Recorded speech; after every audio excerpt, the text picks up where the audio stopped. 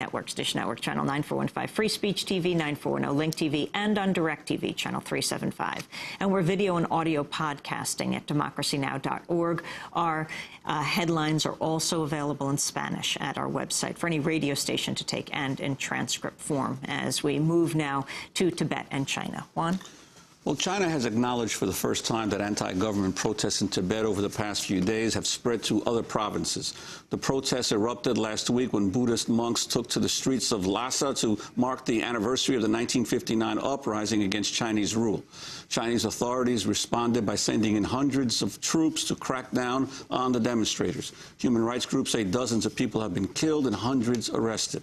China has placed strict limits on Western journalists trying to report on the unrest, with the last foreign journalists known to be in Lhasa being forced to leave, according to the BBC. Meanwhile, Tibet's spiritual leader, the Dalai Lama, has accused China of waging cultural genocide and threatened to step down as Tibet's political leader if the violence continues. As early as 87, again, this very room, the British journalist Jonathan Mursky, I interviewed here, and he asked me, if you see things become out of control, violence, then what do you do? Then I categorically read. Immediately I told, if things become out of control, then my only option is completely resign. British Prime Minister Gordon Brown said Chinese Premier Wen Jiabao is ready to talk to the Dalai Lama if he renounces the violence and demands Tibetan independence.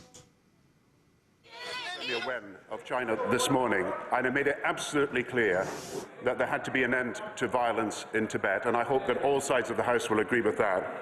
I also called for constraint, and I called for an end to the violence by dialogue between the different parties.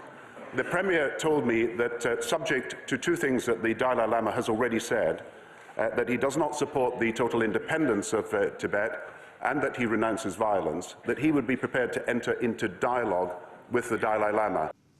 But just a day earlier, the Chinese premier accused the Dalai Lama of being behind the violence.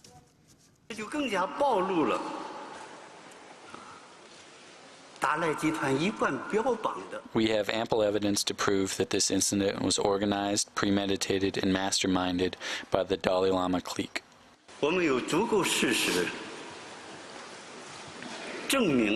This is all the more revealed that the consistent claims by the Dalai Lama clique that they pursue not independence but peaceful dialogue are nothing but lies. The wave of anti-government protests in Tibet come less than 200 days before the start of the Summer Olympics in Beijing. Tibetans living in exile have been holding protests across the globe and have called for a boycott of the Games.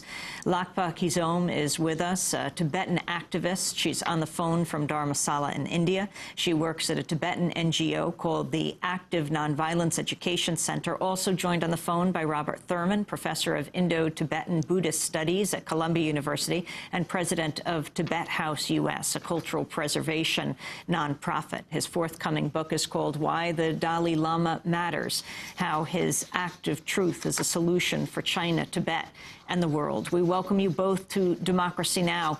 I want to begin with Lhakpa Kyizom in India, in Dharamsala. What is happening with these protests? Who is protesting? And the figures you've had on the number of Tibetans who have died, are we talking more than 100 now in this latest wave of protest? Yes. In Dharamsala right now, they are like the 5 NGOs have organized a peace march to Tibet, to the Tibetan border, to enter into Tibet. And also there are so many spontaneous protests are happening on the streets here in Dharamsala.